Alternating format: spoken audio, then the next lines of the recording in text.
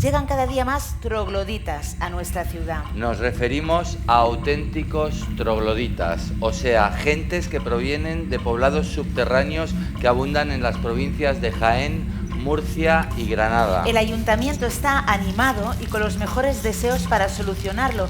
Nosotros creemos que el remedio no está en manos de la policía, sino de los arquitectos. Informe del grupo de arquitectos que ganó el concurso organizado por el Colegio de Arquitectos de Cataluña y Baleares, en el que se pedían soluciones al problema de la vivienda, año 1949.